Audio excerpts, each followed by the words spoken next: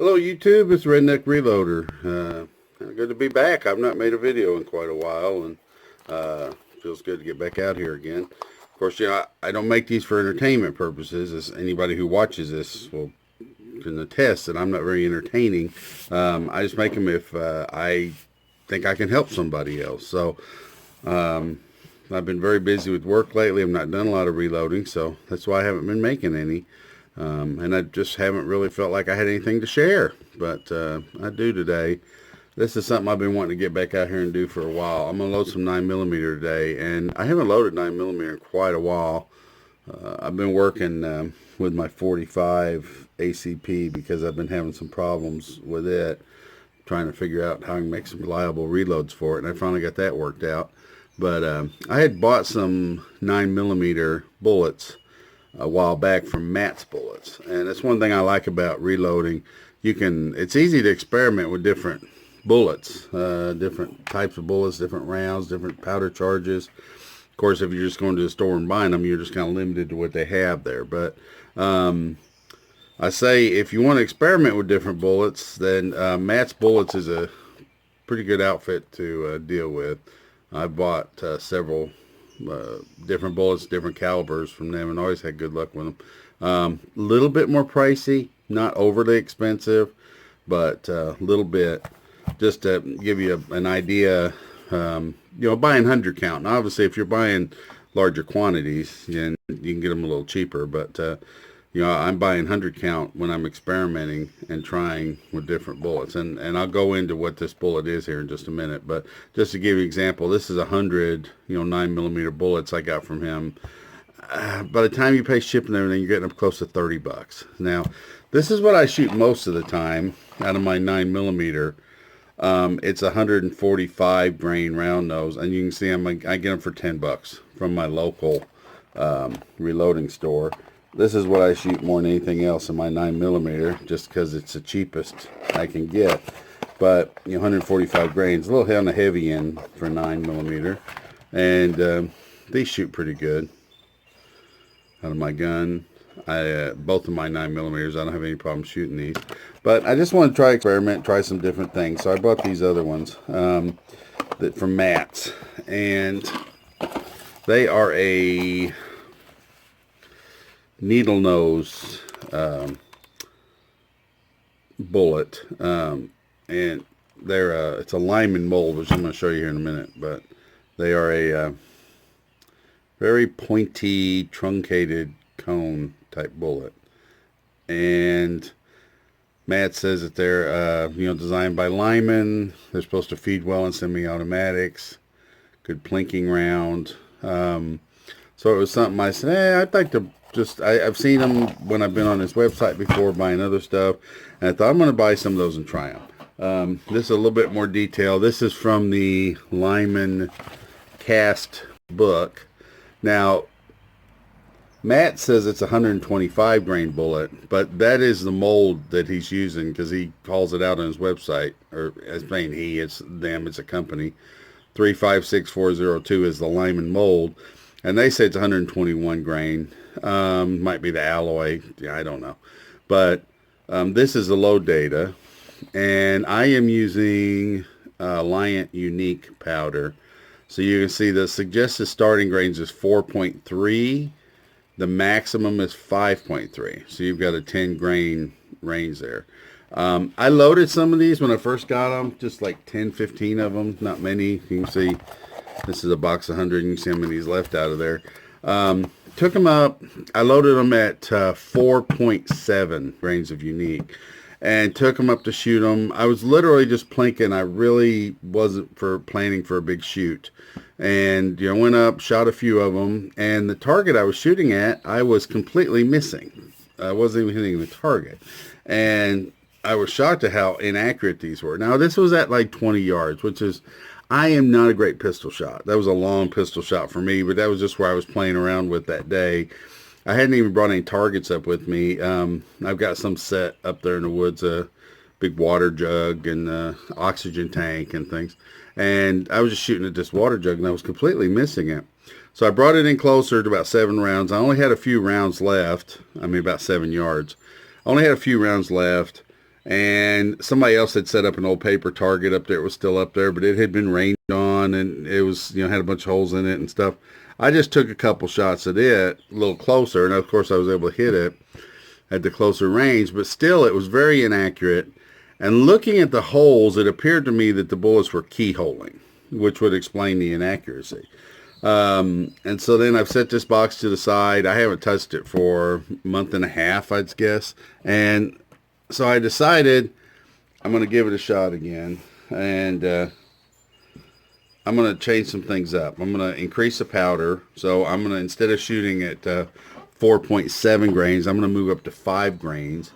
And I'm going to load some more of these. I've got 20 of them I'm planning on loading this morning. And then I'm going to take them up and shoot them. And I'll take you up there and you can see how my shooting turns out. Not so much for accuracy, but more so for just seeing if they're actually keyholing. I want to shoot them into some clean paper targets and see if it still appears that they're keyholing to me. And then we'll go from there. So that's what I'm here for today. Just show you what I'm using. I've already primed 15 of the 20 that I'm going to do, so I'm not boring y'all watching me do all these little mundane steps. But as I said, here's my powder. I'm using Unique. Primer wise, I'm using some CCI small pistol primers, number 500.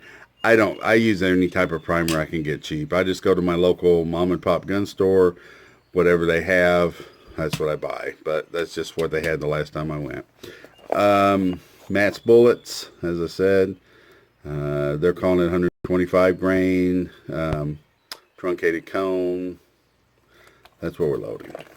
And I've got my powder measure set up and adjusted for 5 grains already. And for my dies, I'm using RCBS. It's a 3-die 9mm die set. Now these have, like I said, they've already been primed. They've been de-primed because that's where I've got my brass stored. Is I go ahead and clean it, then de-prime it, resize it, and I throw it in a jug. So I just grabbed 20 pieces this morning. So it's already been resized, and I went ahead and primed some of these. I'm going to go ahead and prime the rest of them. So I'll get the camera spun around here, and we'll get started.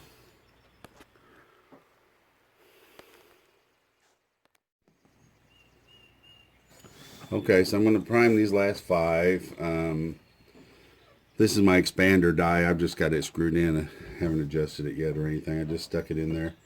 And I prime on the press, of course, so I'll use this priming arm and run the ram up, push in the arm, and then lower it on, and there's a good primed case. This way I always do. I know a lot of people use hand primers, but I don't load for speed, and I kind of like using what I already have. And my press has this arm on it, so I might as well use it. And I find it's a pretty good way to prime. I don't get tired. It doesn't wear out my hands squeezing a primer or anything. And it works pretty good.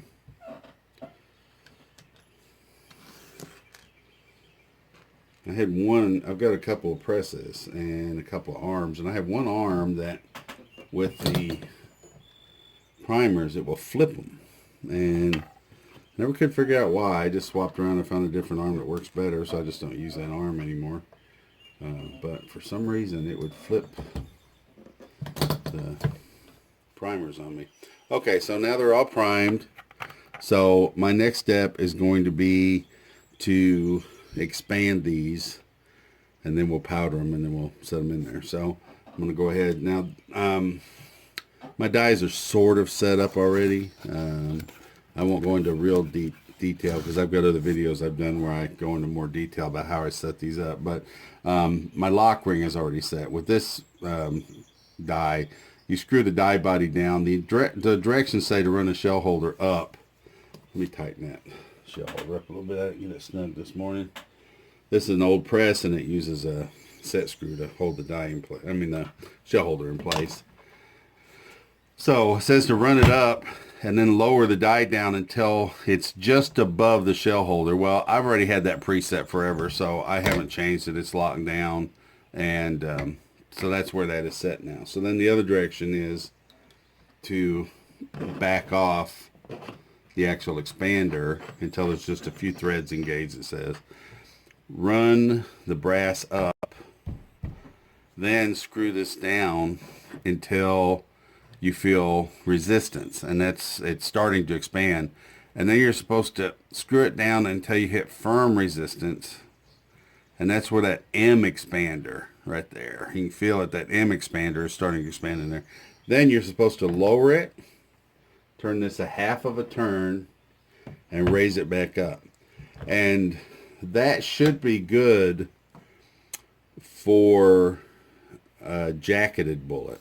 But where I'm loading cast, it's not really expanded enough. I can't even really get it in there at all. So I'm going to open that up more. So for the adjustment, you're supposed to do it in half turn increments. Keep raising it up and trying it until you get where you're happy with it. And I want this expanded a bit because that little tapered cone, if I start trying to force that down into the brass, I'm afraid my cedar plug's going to really do some work on that. So I've got it where it'll just barely seat in there. I'm going to go a little bit more than that. I'm comfortable, so I'm going to do one more half turn.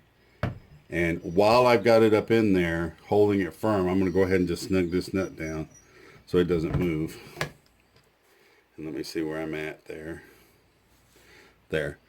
That's pretty good. When I push it in there, I can push it down about to the bottom of the lube groove. So I have found, for me, for cast bullets, that's a pretty good way to do that. So I'm going to go ahead and expand the rest of these, and then we'll charge them, and then we'll finish loading them. So there's another one. Good. That's about the same. So I'm set good. So I'm just going to go ahead and knock out the rest of these, and then we'll come back for powder charging.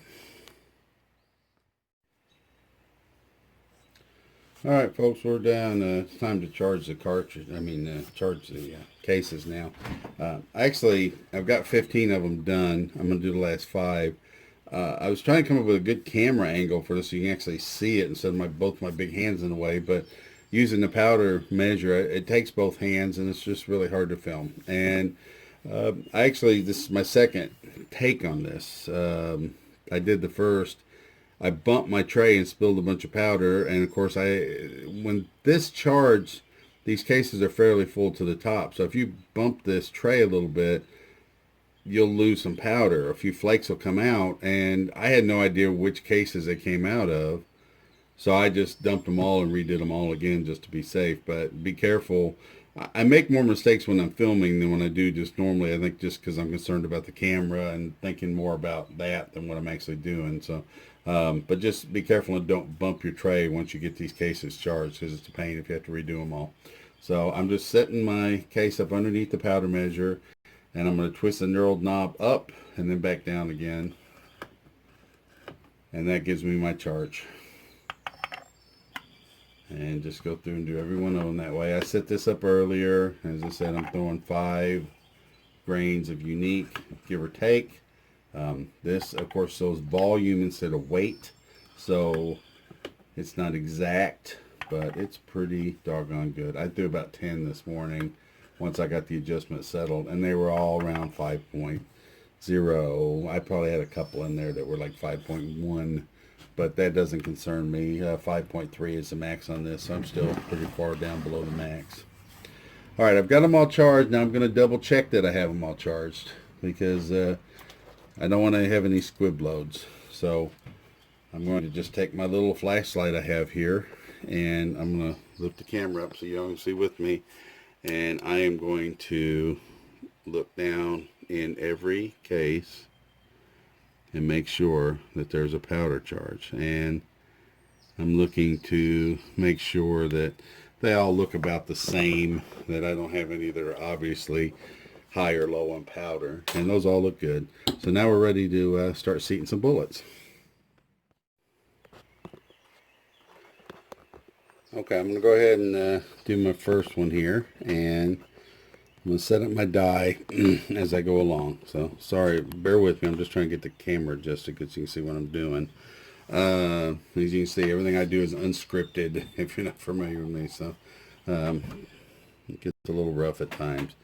Alright, so I've got this case which is all prepped and ready to go. I'm going to load the case in and run it up.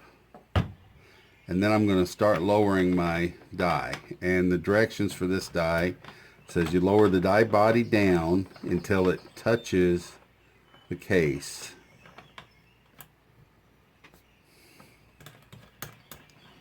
Which is right there. And then it says back it out one turn. Because what I'm doing right now is I want to seat the bullet, but I don't want to do any crimping. And the body is what does the crimping. The seater plug is what does the seating. So I don't want this to crimp, so I'm going to back it out one turn, and then I'm going to lock it down. So now we don't have to worry about any crimping going on. And I'm going to take the seater plug, and I'm going to back it way up, because I don't want it contacting anything. So I'm going to lower my ram, and I'm going to seat my bullet. Now, the seating depth for these,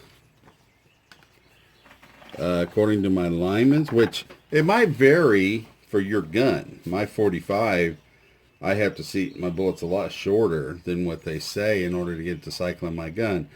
But luckily with my 9mm, it'll cycle anything just about I throw at it. So in this case, according to lineman's, the overall length we're looking for is 1.110 overall length.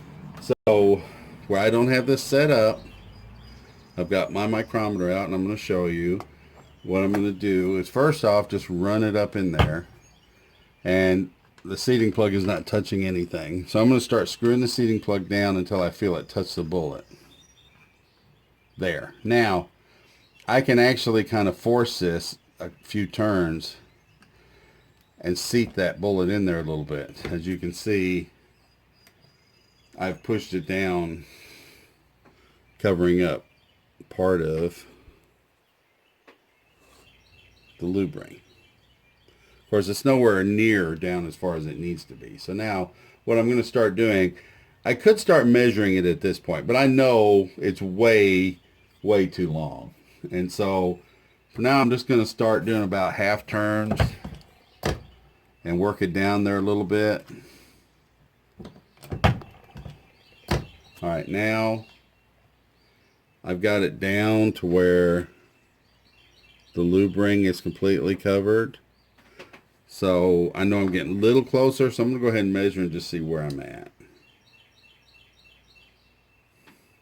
So I am at 1.182, so I'm still pretty long. Let's do a half turn. I'm going to measure again.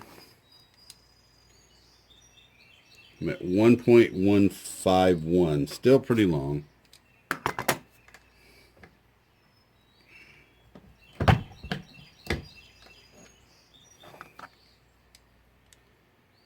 All right, now I'm at 1.123, so I'm getting closer. So I'm not going to be turning any more half turns. I'm just going to turn a little bit and then check it.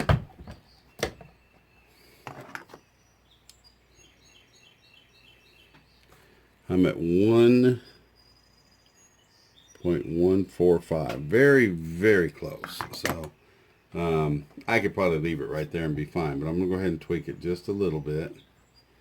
And I'm going to snug it down because I think I'm pretty well there. Excuse my cough. And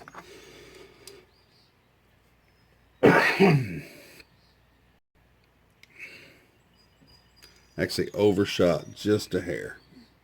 I'm at 1.107. So went a little bit too far. So that's okay. That'll still be fine. But I'm going to have to keep on adjusting. You know, a little bit carried away there and overshot it, so it's not the best way to do it. That's not far enough to be dangerous or anything, but so I'm going to go ahead and shoot that, but I do want to get the adjustment right. So I'm going to back it up just a little bit and try to seat another one. Let's see where that's at. Okay, it's at 1.16. So we're very, very close. If I were doing a whole lot of these, I would make a dummy roundup for this, and that makes this setup a lot easier. But unless I see a better performance out of these today than what I saw last time, I won't be buying any more of these. I'm just going to work through this 100, plinking, get done with them, and I won't buy any more. But maybe a different powder charge will make a difference. I'm at 1.15. I'm just kind of inching in closer to that 1.10.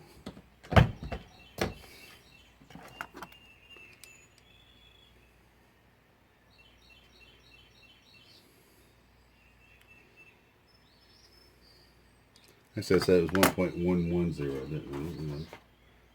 Yep, it was 1.110, and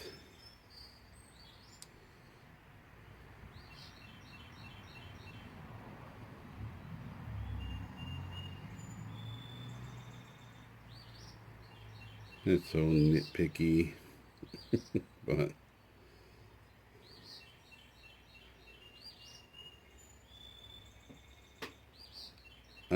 I had it at 1.10, but it's actually, when I tighten it all the way down, it's actually going to 1.109. I'm calling that good. That is close enough for me. 1,000th off is not going to make a hill of beans difference in these. So now I got one that's at the correct length. So what I'm going to do now is crimp. So I set the crimp, I should say. So I'm going to turn this cedar plug backwards. Now I'm going to start screwing my die body in. And if I don't adjust that cedar plug, I'm going to keep seating that down deeper. So I'm going to back it way up. And I'm going to loosen this ring. I'm going to run the cartridge up in there. And then I'm going to start screwing my die body down until I feel it hit the brass. And right now it's hitting the brass. So it says to turn it in until you feel some firm pressure. Don't use any tools or anything. Just use your fingers. And now you're crimping it. So they said you can go up, you can turn this in half-inch increments, or half-turn increments. I'm turning a little more like a third there. And I'm going to see where we're at as far as crimp. Now, to test the crimp, you can measure this with your micrometer for a taper crimp. I don't. I just use usually I use my barrel on some guns, and that's really the best way to do it. But I'm going to use this Lyman ammo checker for 9mm because my 9mm is kind of a pain to tear apart, and I have found if it works in the ammo checker, it'll work in my gun. Now with my 45, I always use my barrel because I can drop stuff in here, it works fine, but it won't run in my gun. So, but anyway, 9mm, that looks pretty good to me. I'm very happy with that. So, well, it's a little stuck. Maybe I'll go just a hair more. It went in easy, but acted like it didn't want to come out of there. So I give it another little quarter turn, and I'm going to lock the ring down and add a little bit more crimp and see how that performs. So drop it in. Still sticking a little bit. Don't like that. Truth is, that will probably run just fine in my gun, but I want to be absolutely sure. So I'm going to turn that in just a little more, give it a little bit more crimp and see how it does.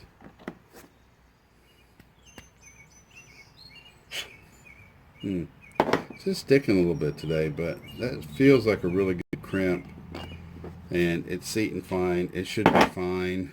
I'm going to go with that. Maybe that round's just got a little something on it.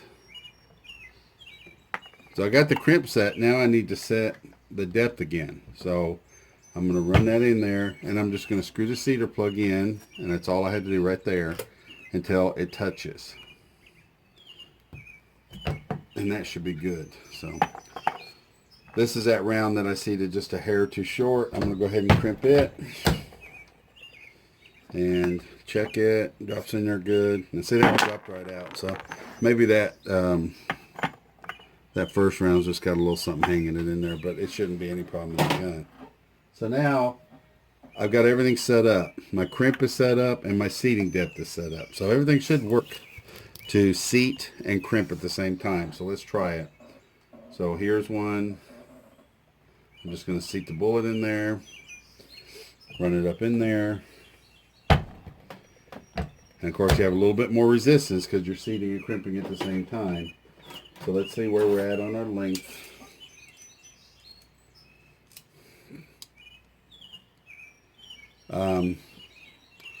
It's 1.113, just a hair longer. But if you look here with this truncated cone, kind of smashed a little lead off of it. It's where it's this little surface area here being pressed on while it's, you know, the force is seating that bullet.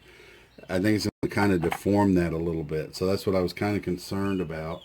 But I will turn that cedar in just a smidgen and see if it brings it down anymore. But let's try another one.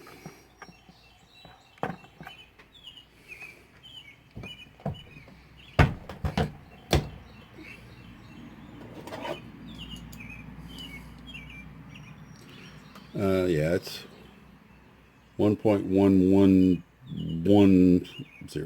So that's what I was going for. Well, close enough anyways. It's a thousandth off. But as I said, I'm not going to sweat it over a thousandth. And drops in the ammo checker okay. That one's stuck a little bit. Some of these are just hanging up a little bit, coming out, but they're seating fine, and I know that that will seat fine, cycle fine in my gun. I'm not worried about that at all. So looking good. We'll just do one more just to be sure we got it, and I'll do the rest of these off camera, and we'll go shoot these and see how they do. So I'm just cleaning out a little bit. Sometimes when you load these, you look right there, you'll see some of that lubrication gets pushed up there, and on this ammo checker it will actually, if that lube is on there, it can stop them from seating properly.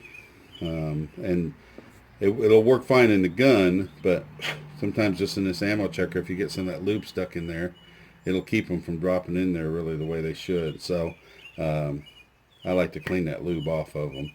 So alright, everything looks good, so I'm going to finish up the rest of these, and then the next thing you know, we'll head up into the mountains. We'll shoot these. Actually, you know what, I'm going to show you something here. This is good this happened to me. This is when I thought I like making YouTube videos, kind of show people problems I've run into and how to fix them, or how I fix them anyway. So let me flip the camera around. I want to show you something. I'm dropping these in my ammo checker, and I hit this one that just didn't go in all the way. So let me get the ammo checker here. So you can see that one is sticking up a little bit. Alright, where this one, well, that was not a good example. Let me get one that drops in there good. See? That one drops right in there nice and flush. Where this one does not. Now, that will actually chamber just fine in my gun. The reason it's not dropping in there is not any problem from here up this way. It's right along the rim. There's a little bad spot on that rim. And that's what's keeping it from dropping all the way in.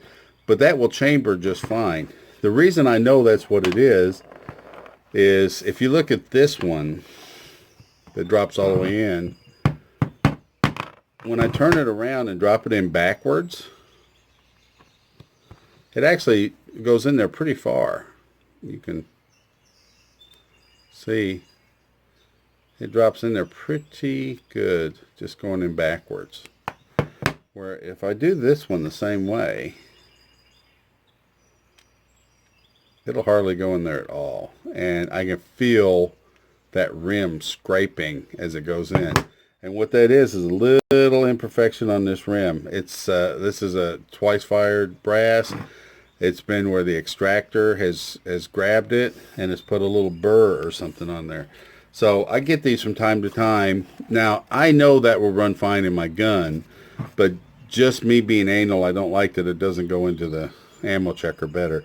What I'll do is take a little piece of emery cloth that I keep around here for other purposes, but for this also, and I just wrap it around the bullet and squeeze that base, and I twist it around there a few times, and I'll kind of take that burr off and kind of polish up that rim. I get this a lot with 223 ammo, because when they come out of AR-15s, they'll get kind of jammed up like that sometimes. And that's seating in there a little bit better now. But if I sit there and work at that a little bit and take that burr down, it will drop all the way in that ammo checker. But as I said, these will run fine in my gun just the way they are. That little burr on that rim doesn't hurt anything as far as chambering in your gun, because that rim does not go into the chamber in your gun. Your extractor, holds on to that. So, but if you've got one that's not wanting to chamber in a gauge checker, before you assume there's something wrong with it, just flip it upside down and drop it in there and see how far it goes in, and you'll see right away if there's a problem with the burr. Sometimes they won't even go in. Sometimes they'll just sit right there at the mouth of it like that if it's a big enough burr, and then you'll know what the problem is. So okay, I'm done with these. I'm gonna finish them up, and then we'll go up into the woods and do some shooting and see if these things are keyholing or what's going on with them. So thank you.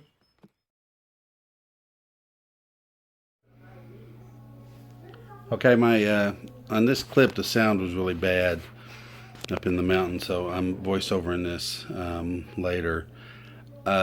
What I did was set up a target, and I'm shooting from approximately 5 yards or so. I didn't really measure it out, but I wasn't really shooting for accuracy here.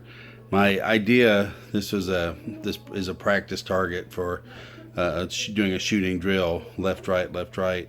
I actually plan on shooting at both of those H's there, just kind of spreading the bullets out a little bit, because I wanted to see the individual holes. I didn't want to have anywhere I was shooting like two in the same hole, because I'm looking for that keyholing. So you won't hear the shots because I've cut out the sound, but I should start shooting here in a few seconds, and I'm just going to shoot 5 rounds.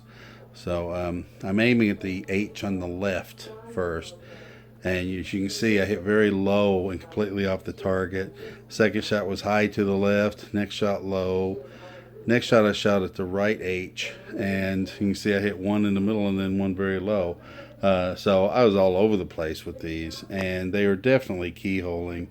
And walk up to the target, and you can see that even though I did get a bullseye on one, the other ones were all over the place, and you can tell by how elongated they are and out misshapen. Those rounds are definitely tumbling when they went through there. So I don't know what it is with these rounds, but they just will not fly straight for me.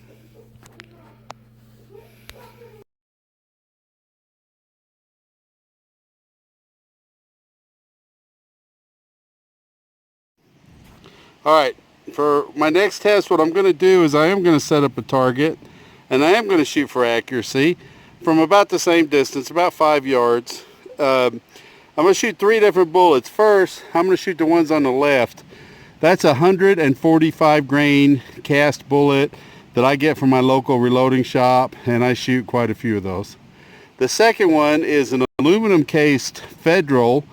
I'm not sure the grains, maybe 125, 130. I used to buy a ton of those when Walmart used to sell them before I started reloading, and I still have a few of them around.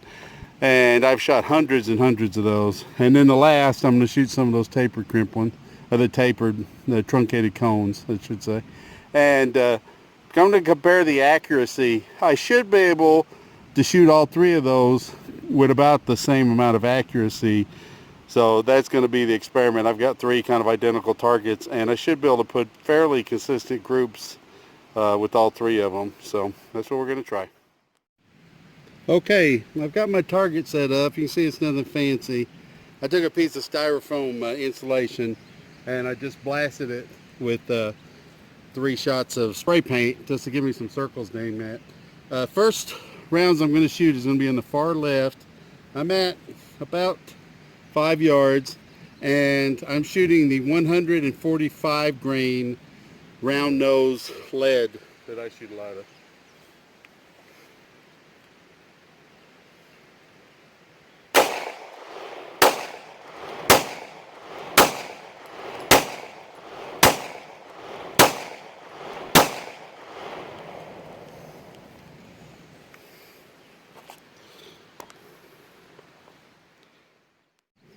Okay, second target, the one in the middle.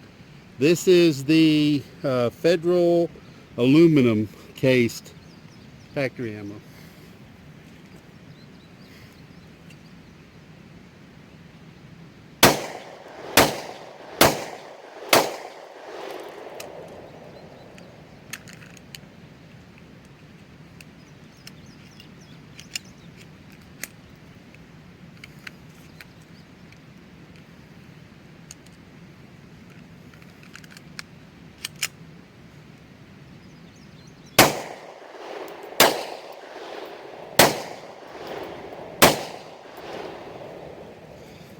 Okay, probably heard the delay there. I had a misfeed I had to clear.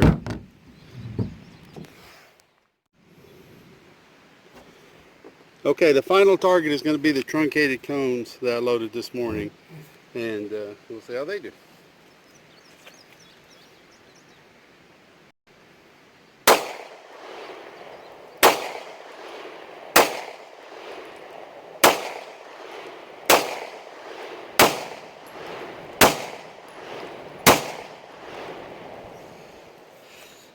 Okay, let's go take a look.